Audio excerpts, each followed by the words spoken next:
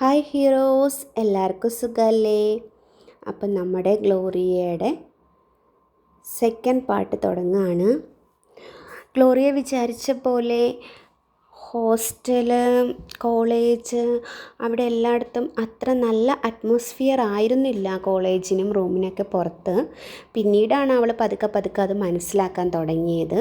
കാരണം നല്ല റാഗിങ് ഉള്ളൊരു നല്ലൊരു റാഗിങ് നടന്നുകൊണ്ടിരിക്കുന്ന ഒരു കോളേജായിരുന്നു അത്. ഒരു പരിധി വരെ ട്യൂട്ടേഴ്സ് അതിലൊന്നും ഇൻവോൾവ് ആവത്തില്ലായിരുന്നു. ഇൻ ബിറ്റ്വീൻ ക്ലാസ് നടക്കുന്ന ടൈമിൽ വരെ they can choose anyone and they can make ragging.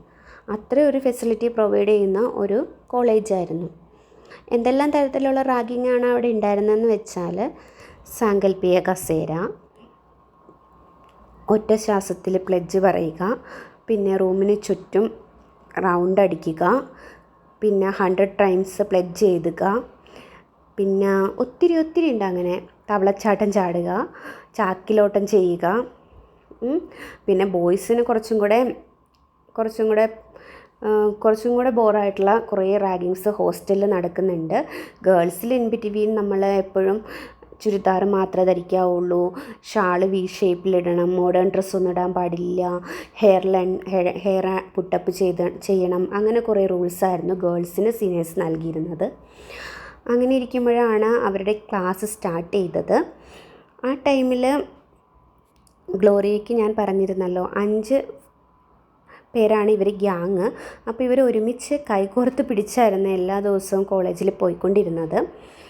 എപ്പോഴും ഇവരുടെ ഗ്യാങ്ങിലാണെങ്കിലും ഒരു സുന്ദരി കുട്ടി ഉണ്ടായിരുന്നു. അപ്പോൾ എല്ലാവരും ആ കുട്ടി ഡൽഹിയിൽ നിന്ന് വന്ന കുട്ടിയായിരുന്നു. അപ്പോൾ ആ കുട്ടിയെ എല്ലാവരും പെട്ടെന്ന് ഫോക്കസ് ചെയ്യുന്നത് കൊണ്ടും എപ്പോഴും ഇവരെ ഗ്യാങ്ങിനെ എല്ലാ ഗ്യാങ്ങുകാരും സീനിയേഴ്സ് പിടിച്ച് എപ്പോഴും റാഗിങ് ചെയ്യുമായിരുന്നു.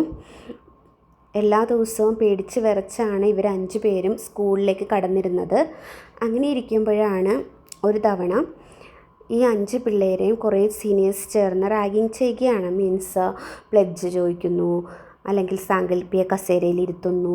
അങ്ങനെയൊക്കെ ചെയ്യുന്ന സമയത്താണ് പെട്ടെന്ന് ദേവദൂതനെ പോലെ ഒരു സൗണ്ട് വരികയാണ് അവിടേക്ക്. എന്തിനാ ഇത്ര അധികം അവരെ ഹരാസ് ചെയ്യുന്നത്? കുറേ ആയില്ലേ, 2 വീക്കോളായി ഇവരെ കണ്ടിന്യൂസ് പിടിക്കുന്നു. വേറെ ഏതെങ്കിലും ഗ്യാങ്ങിനെ പിടിക്കുക, ഇവരെ വിട്ടേക്ക്, കുറേ ആയില്ലേ എന്ന് പറയുകയാണ്.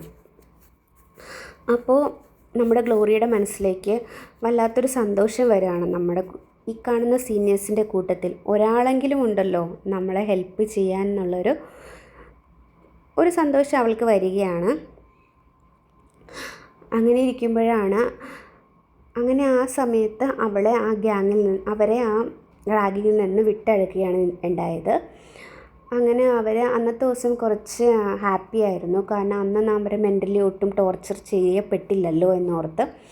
സെക്കൻഡ് ഡേ അവർ വന്ന സമയത്ത് ഇതുപോലെ അവരെ വേറെ ഗ്യാങ്ങുകൾ അറ്റാക്ക് ചെയ്യാൻ ശ്രമിക്കുന്ന സമയത്തും ഈ ഒരു നല്ല മനുഷ്യൻ്റെ സൗണ്ട്, അതായത് സീനിയേഴ്സിൽ ഒരാളുടെ സൗണ്ട് വരികയാണ്. അവളെ പ്രൊട്ടക്റ്റ് ചെയ്യുകയാണ്. അങ്ങനെ പതുക്കെ ഇവർ 5 പേരും ആരാണോ നമുക്ക് ആ പ്രൊട്ടക്ഷൻ സൗണ്ട് തരുന്ന വ്യക്തിയിലേക്ക് ഫോക്കസ് ചെയ്യുകയാണ്. അങ്ങനെ അവർ കോളേജ് കഴിഞ്ഞ് ഹോസ്റ്റലിലെത്തുമ്പോൾ പിന്നെ കണ്ടിന്യൂസ് ആ ഒരാളുടെ കുറിച്ചാണ് സംസാരം. ആരായിരിക്കും ആ ദേവദൂതൻ? ആരാണ് ആ ദേവദൂതൻ? എന്തായാലും അയാൾ നമ്മൾക്ക് വേണ്ടിയിട്ട് കുറച്ച് ഹെൽപ്പ് ചെയ്യുന്നുണ്ടല്ലോ. ആ സമയത്ത് തന്നെ ഇവരുടെ ക്ലാസ്സിലുള്ള ബാക്കിയുള്ള കുട്ടികളെയൊക്കെ കണ്ടിന്യൂസ് തുടക്കം മുതലുള്ള റാഗിങ് ഇപ്പോഴും ഫോളോ ചെയ്ത് വരികയാണ്. അതുപോലെ തന്നെ സ്ട്രോങ് ആയിട്ട് തന്നെ റാഗിങ് നിൽക്കുകയാണ്. അങ്ങനെ ഇരിക്കുമ്പോഴാണ് ഇവർക്ക് ഇങ്ങനെ ഒരു വ്യക്തിയിൽ നിന്നുള്ള പ്രൊട്ടക്ഷൻ കാരണം ഒരു ഹെൽപ്പ് കിട്ടിയത്. അപ്പോൾ എന്താ പറയുക, അവർ ഭയങ്കര ഒരു ഹാപ്പിയായി.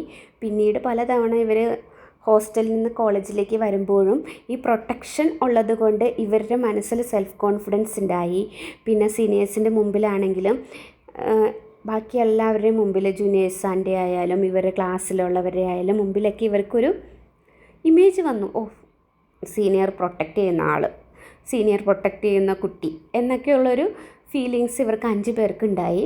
അങ്ങനെ പിന്നെ റൂമിൽ ചെല്ലുമ്പോഴൊക്കെ ഇവർക്ക് 5 പേർക്കും ഈ പ്രൊട്ടക്ടറിനെ പറ്റി സംസാരിക്കാനേ നേരമുള്ളൂ. പേരറിയില്ല, ഇയർ അറിയില്ല, ഒന്നും അറിയില്ല. എങ്കിലും പരസ്പരം എല്ലാവരും അങ്ങോട്ടും ഇങ്ങോട്ടും കളിയാക്കും. ചിലപ്പോൾ നോട്ടിട്ടത് കൊണ്ടായിരിക്കാം അവൻ അങ്ങനെ ഹെൽപ്പ് ചെയ്യുന്നത്, അല്ലെങ്കിൽ നിന്നെ നോട്ടിട്ടുകൊണ്ടായിരിക്കാം. Anyway he is a good guy എന്ന് പറഞ്ഞ് അവരെപ്പോഴും എല്ലാ ദിവസവും ഈ ഒരു ടോക്ക് തുടർന്നുകൊണ്ടേയിരുന്നു. പതുക്കെ അവർ ഒരു സീനിയേഴ്സ് പോലെ ഫീൽ ചെയ്യാൻ തുടങ്ങി. എവിടെ പോയാലും അവർക്ക് പ്രൊട്ടക്റ്റർ ഉള്ളത് കൊണ്ട് തന്നെ ഒന്നിനും ഒരു പേടിയില്ലാതെ ഒരു സന്തോഷപരമായ ഒരു അറ്റ്മോസ്ഫിയർക്ക് അവർക്ക് ക്രിയേറ്റ് ചെയ്യാൻ തുടങ്ങി. ആക്ച്വലി ഒരു ന്യൂ ഇയർ ആയിട്ട് അങ്ങനെ യൂഷ്വലി ഒരു 1 ഇയർ വരെയൊക്കെ നീണ്ടു നിൽക്കുന്ന റാഗിങ് ഈ ഒരു പ്രൊട്ടക്റ്റർ കാരണം അവർക്ക് ഒഴിവായി കിട്ടി. സാധാരണ ഹോസ്റ്റലിലെല്ലാവർക്കും അല്ലെന്നുണ്ടെങ്കിൽ ക്ലാസ്സിലെല്ലാവർക്കും തന്നെ ഇവരോട് അങ്ങനെ ഒരു അസൂയ, ഒരു ജലസി ഫീൽ ചെയ്യാൻ തുടങ്ങി. അവരിപ്പോഴും റാഗിങ്ങിൻ്റെ അണ്ടറിലാണല്ലോ. അതുകൊണ്ട് പിന്നെ ഹോസ്റ്റലിലാണെങ്കിലും സീനിയേഴ്സ് ലേഡീസ് ചേച്ചിമാരെല്ലാവരും തന്നെ ഇവരുടെ ഒരു ഗ്യാങ്ങിന് മാത്രം നൈറ്റിൽ അവരെ വർക്ക് ചെയ്യാനും അവരെ സെമിനാർ അസസ്മെൻ്റൊക്കെ ചെയ്യാനൊക്കെ വിളിക്കാതെ ആയി. അങ്ങനെ ഇവർ 5 പേരും മാത്രം അടങ്ങുന്ന ആ റൂം ഒരു കൊച്ചു സ്വർഗ്ഗമാക്കി മാറ്റി. പെട്ടെന്ന് തന്നെ ഈ ഒരു പ്രൊട്ടക്റ്റർ കാരണം ഇൻ ബിറ്റ്വീന് ഇവർ 3 പേരും ഇങ്ങനെ സെർച്ച് ചെയ്യാൻ തുടങ്ങി. മീൻസ് ഇവർ കോളേജിൽ പോകുമ്പോൾ ഈ പ്രൊട്ടക്റ്റർ ഉണ്ടെങ്കിൽ മാത്രമാണല്ലോ ഇവർക്ക് അവിടെ നിന്നൊരു ബാക്ക് ബോണും ഇല്ലാതെ അല്ലെങ്കിൽ ഒരു പ്രോബ്ലം ഇല്ലാതെ ഇവർക്ക് കോളേജിലേക്ക് പോകാൻ തുടങ്ങുന്നത്.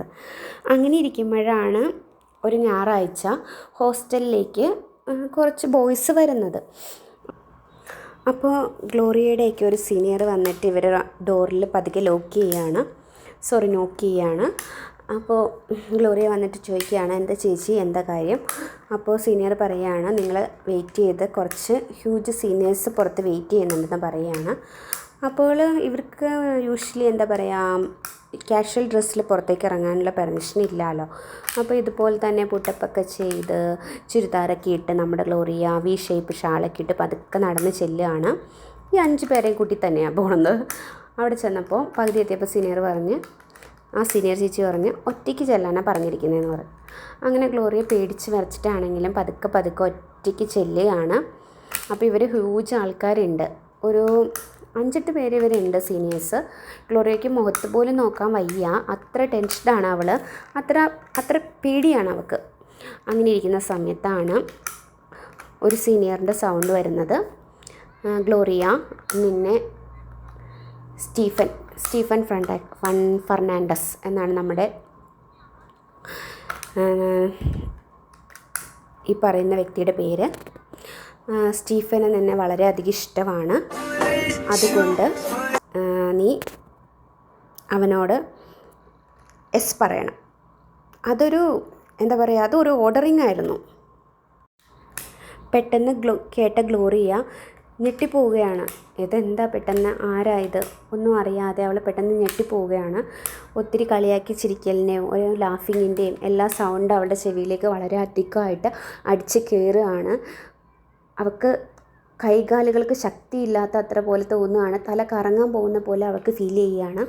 എന്നാലും അവളുടെ കയ്യിലുള്ള ആ ശക്തി മുഴുവൻ എടുത്തിട്ട് അവൾ പറയുകയാണ്, എനിക്ക് ടൈം വേണം ആലോചിക്കാൻ, എനിക്ക് വയ്യ, ഒറ്റയ്ക്ക് ഇങ്ങനെ വന്ന് നിൽക്കുമ്പോൾ എനിക്ക് നല്ല ടെൻഷനുണ്ട് എന്നവൾ പറയുക. അപ്പോൾ ഈ ഹ്യൂജ് സീനിയേഴ്സ് എന്ന് ഞാൻ പറഞ്ഞല്ലോ, അവരെല്ലാവരും പറയുകയാണ്, ഓക്കെ നിനക്ക് ടൈം എടുത്തോ, നീ ടൈം എടുത്തിട്ട് പതുക്കെ പറഞ്ഞാൽ മതി കേട്ടോ, എന്തായാലും സ്റ്റീഫൻ നിനക്ക് വേണ്ടി വെയിറ്റ് ചെയ്യും, കുഴപ്പമില്ല കേട്ടോ, you can take your own time എന്ന് പറഞ്ഞു. അങ്ങനെ പെട്ടെന്ന് അത് കേട്ടതും അവൾ ഒരൊറ്റ ഓട്ടം ഓടുകയാണ് ഹോസ്റ്റലിൻ്റെ അകത്തേക്ക്. അങ്ങനെ റൂമിൻ്റെ അകത്ത് ചെന്നിട്ട് അവളുടെ ഫ്രണ്ട്സിനോട് പറയുകയാണ്, സ്റ്റീഫൻ എന്ന് പറഞ്ഞ ആരോ എന്നോട് ഇഷ്ടമാണെന്ന് പറയുകയാണ്, എനിക്ക് വല്ലാത്ത പേടിയാവുന്നുണ്ട്, എനിക്കറിയത്തില്ല എങ്ങനെയാണ് അതിനോട് റിപ്ലൈ പറയേണ്ടതെന്ന്, ആളാരാന്ന് പോലും എനിക്കറിയത്തില്ല എന്ന് പറയുകയാണ്. അപ്പോൾ കൂട്ടത്തിലുള്ളൊരു ഫ്രണ്ട് പറയുകയാണ്, ഇത് സ്ഥലം വേറെയാണ്, നമ്മുടെ നാട് പോലെയല്ല, നമ്മൾ എസ് പറഞ്ഞാൽ അവർ പറയുന്ന എല്ലാത്തിനും എസ് പറയണം, അതുകൊണ്ട് ബി കെയർഫുൾ, നീ റിപ്ലൈ പറയുന്നതിന് മുമ്പ് നീ എപ്പോഴും കോൺഷ്യസ് ആയിരിക്കണം, ശ്രദ്ധിക്കണം, നീ നന്നായി ആലോചിക്കണം, എടുത്ത് ചാടി ഒരു തീരുമാനം എടുക്കരുതെന്ന് പറയുകയാണ്. അങ്ങനെ പലതവണ അവൾ പുറത്ത് പോകുമ്പോഴും ഈ നെയ്മുൻ്റെ കളിയാക്കൾ അവൾക്ക് കേട്ടുകൊണ്ട് ഇന്നത്തെ ഈ പാട്ട് ഞാനിവിടെ നിർത്തുകയാണ്. അപ്പോൾ നമുക്ക് നോക്കാം ഗ്ലോറിയ അവനോട് എസ് പറയോ നോ പറയോ. നെക്സ്റ്റ് പാട്ട് വരെ വെയിറ്റ് ചെയ്ത് കാണുക. Thank you so much for your support. Love you all.